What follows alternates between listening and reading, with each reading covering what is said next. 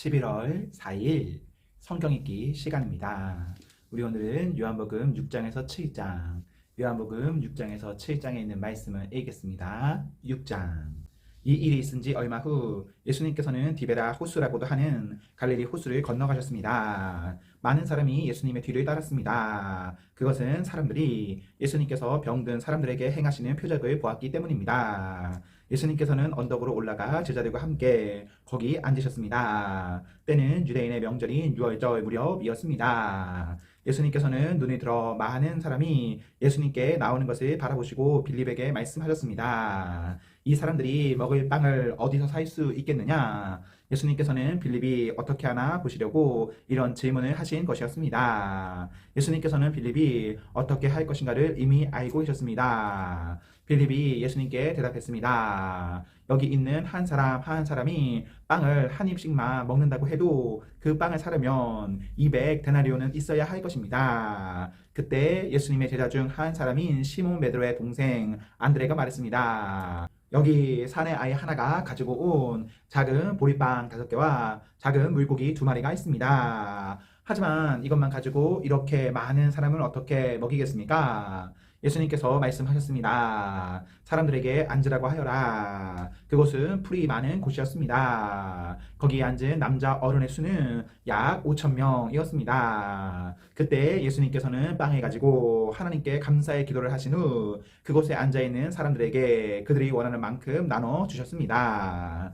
예수님께서는 물고기를 가지고도 그렇게 하셨습니다. 사람들은 모두 실컷 먹었습니다. 식사가 끝났을 때 예수님께서 제자들에게 말씀하셨습니다. 먹고 남은 빵과 물고기를 다 모으고 하나도 버리지 마라. 그래서 제자들은 남은 음식들을 모았습니다. 보리빵 5개로 사람들이 먹고 남은 조각들이 큰 광주리로 12개나 되었습니다. 사람들은 예수님께서 행하신 표적을 보고 말했습니다. 이분은 세상에 오실 그 예언자가 틀림없다. 예수님께서는 사람들이 와서 자기를 강제로 데려다가 그들의 왕으로 세우려 한다는 것을 아셨습니다. 그래서 다시 그곳을 떠나 혼자 산으로 올라가셨습니다. 밤이 되자 예수님의 제자들은 갈릴리 호수로 내려갔습니다. 이미 날은 어두워졌지만 예수님께서는 아직 제자들에게 오지 않으셨습니다. 제자들은 작은 배를 타고 가버나움으로 가기 위해 갈릴리 호수를 건너기 시작했습니다. 그때 강한 바람이 불어오고 호수 위에 파도는 점점 거세졌습니다. 제자들은 약 4-5km 정도의 거리를 노저갔습니다. 그때 예수님께서 물 위를 걸어 배를 향하여 오시는 것이 보였습니다. 제자들은 두려웠습니다. 하지만 예수님께서 그들에게 말씀하셨습니다. 나다, 두려워하지 마라. 제자들은 기꺼이 예수님의 배 안으로 오셨습니다. 배는 곧 그들이 가려던 목적지에 도착했습니다. 다음날 호수 반대편에 서 있던 군중은 그곳에 배가 한 척밖에 없다는 것과 예수님께서 제자들과 함께 가시지 않고 제자들만 떠난 것을 알게 되었습니다. 그즈음 배 몇 척이 디베라에서 왔습니다. 디베라는 예수님께서 하나님께 감사 기도를 드린 후 사람들이 빵을 먹었던 장소에서 가까운 곳에 있는 마을입니다. 사람들은 예수님과 그분의 제자들이 그곳에 없다는 것을 알고는 배를 타고 예수님을 찾으러 가버나움으로 갔습니다. 사람들은 호수 건너편에서 예수님을 만났습니다. 그들은 예수님께 물었습니다. 선생님, 언제 여기에 도착하셨습니까? 예수님께서 그 사람들에게 대답하셨습니다. 내가 너희에게 진리를 말한다. 너희가 나를 찾는 것은 내가 행한 표적을 보았기 때문이 아니라 빵을 배불리 먹었기 때문이다. 썩어 없어지는 음식을 위해 일하지 말고 영원히 있어서 영생을 주는 음식을 위해 일하여라. 인자는 너희에게 그런 음식을 줄 것이다. 하나님 아버지께서 인자가 이런 일을 행하는 것을 허락하셨다. 그러자 사람들이 예수님께 물었습니다. 하나님께서 원하시는 일을 하기 위해 우리는 무엇을 해야 합니까? 예수님께서 대답하셨습니다. 하나님의 일이란 바로 하나님께서 보내신 사람을 믿는 것이다. 다시 사람들이 물었습니다. 당신은 어떤 표적을 행하여 우리가 보고 당신을 믿게 하시겠습니까? 성경에 하나님께서는 그들에게 먹을 빵을 하늘에서 내려주셨다라고 기록되어 있듯이 우리 조상들은 광야에서 만나를 먹었습니다. 예수님께서 그들에게 말씀하셨습니다. 내가 너희에게 진리를 말한다. 너희에게 하늘로부터 내린 빵을 준 사람은 모세가 아니다. 나의 아버지께서 너희에게 하늘로부터 참된 빵을 주신 것이다. 하나님의 빵은 하늘로부터 내려와서 세상에 생명을 주는 것이다. 사람들이 예수님께 말했습니다. 선생님, 이 빵을 우리에게 항상 주십시오. 그때 예수님께서 그들에게 선언하셨습니다. 나는 생명의 빵이다. 내게 오는 사람은 결단코 굶주리지 않을 것이며 나를 믿는 사람은 결코 목마르지 않을 것이다. 그러나 전에도 내가 너희에게 말했던 것처럼 너희는 나를 보고도 여전히 나를 믿지 않는다. 아버지께서 나에게 주신 사람은 다 내게로 올 것이며 내게로 오는 자를 나는 결단코 쫓아내지 않을 것이다. 나는 내 뜻을 이루기 위해서 하늘에서 내려온 것이 아니다. 나는 나를 보내신 분의 뜻을 행하기 위해 하늘에서 내려왔다. 나를 보내신 분의 뜻은 하나님께서 내게 주신 사람은 단 한 사람도 잃지 않고 마지막 날에 그를 부활시키는 것이다. 아들을 보고 믿는 사람은 누구나 다 영생을 얻는 것이 내 아버지의 뜻이기 때문이다. 나는 그를 마지막 날에 부활시킬 것이다. 유대인들은 예수님께서 나는 하늘에서 내려온 빵이다 라고 말했으므로 예수님에 대해 수근대기 시작했습니다. 그래서 그들은 자기들끼리 이런 말들을 했습니다. 이 사람은 틀림없는 요셉의 아들 예수야. 우리가 그의 아버지와 어머니를 알고 있는데 어떻게 그가 나는 하늘에서 내려왔다고 말할 수 있지? 그러자 예수님께서 그들에게 대답하셨습니다. 서로 수근대지 마라. 나를 보내신 아버지께서 이끌지 않으면 아무도 내게로 올 수 없다. 나도 마지막 날에 그를 부활시킬 것이다. 예언자들의 책에 이런 글이 있다. 모든 사람이 하나님의 가르침을 받을 것이다. 아버지의 말씀을 듣고 아버지에게서 배우는 사람은 내게로 온다. 하나님으로부터 온 사람 외에는 아버지를 본 사람이 없다. 오직 하나님으로부터 온 그 사람만 아버지를 보았다. 내가 너희에게 진리를 말한다. 믿는 사람에게는 영생이 있다. 나는 생명의 빵이다. 너희의 조상들은 광야에서 만나를 먹었지만 죽었다. 하늘에서 내려오는 빵이 여기 있다. 누구든지 이 빵을 먹으면 결코 죽지 않을 것이다. 나는 하늘에서 내려온 생명을 주는 빵이다. 누구든지 이 빵을 먹으면 영원히 살 것이다. 내가 줄 빵은 나의 살이다.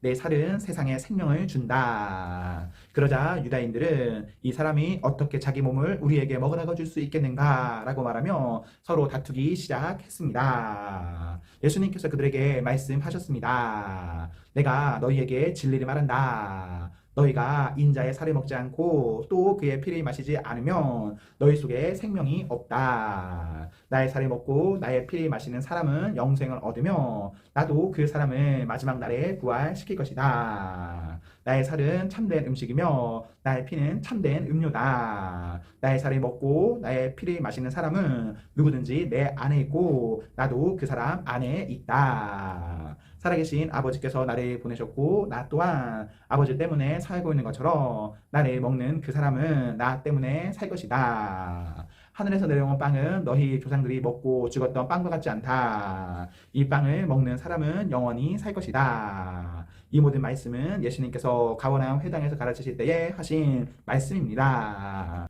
예수님의 제자들 중에 여러 사람이 예수님의 말씀을 듣고 말했습니다. 이 말씀은 어렵다. 누가 알아들을 수 있겠는가? 예수님께서는 제자들이 이 문제로 수근거리는 것을 아시고 그들에게 이런 말씀을 하셨습니다. 이것이 너희에게 장애물이 되느냐? 그렇다면 인자가 전에 있던 곳으로 올라가는 것을 너희가 보면 어떻겠느냐? 생명을 주시는 분은 성령이시다. 그러므로 사람의 힘은 전혀 쓸모가 없다. 내가 너희에게 한 말은 성령의 말씀이고 생명의 말씀이다. 그러나 너희 중에는 믿지 않는 사람이 있다. 예수님께서는 처음부터 누가 믿지 않을지 또 누가 예수님을 배반할지를 알고 계셨습니다. 예수님께서 계속 말씀하셨습니다. 그러므로 내가 사람이 내게 오는 것을 아버지께서 허락하지 않으시면 아무도 내게로 올 수 없다고 너희에게 말한 이유가 여기에 있다. 예수님께서 이 말씀을 하시자 제자들 중에 많은 사람이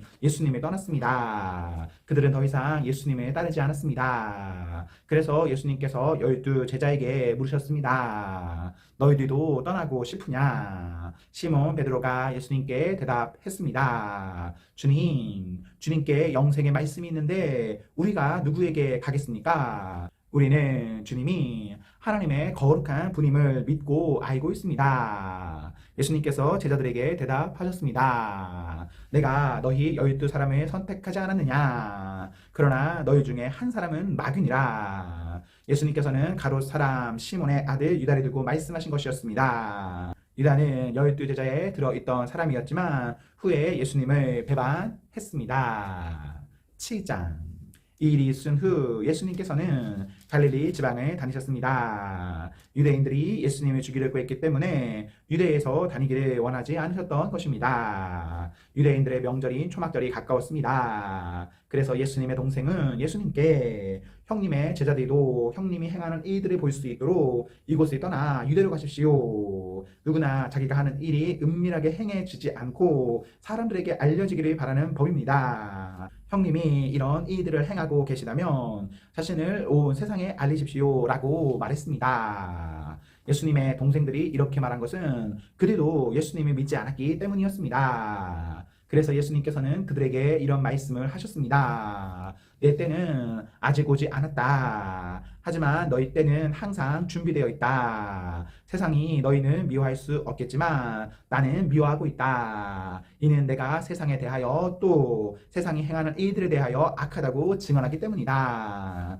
너희는 명절을 지키러 올라가거라. 나는 이번 명절에는 올라가지 않겠다. 내 때가 아직 이르지 않았다. 예수님께서는 이 말씀을 하시고 그냥 갈릴리에 머물러 계셨습니다. 그러나 예수님의 동생들이 명절을 지키러 올라간 후 예수님께서는 사람들의 눈에 띄지 않게 은밀히 올라가셨습니다. 그래서 유대인들은 명절에 예수님을 찾으며 그분이 어디 계시냐고 물었습니다. 사람들 사이에서는 예수님에 대한 여러 말이 오고 갔습니다. 그는 좋은 사람이다 라고 말하는 사람이 있는가 하면 아니다, 오히려 그는 군중들이 속이고 있다 라고 말하는 사람도 있었습니다. 그러나 사람들은 유대인들을 두려워했기 때문에 아무도 예수님에 대하여 드러내놓고 말하는 사람이 없었습니다. 명절이 절반가량 지났을 무렵 예수님께서는 성전 뜰에 올라가 가르치기 시작하셨습니다. 그러자 유대인들은 이 사람은 배운 것도 없는데 어떻게 저런 지식을 갖고 있을까 하며 놀라워했습니다.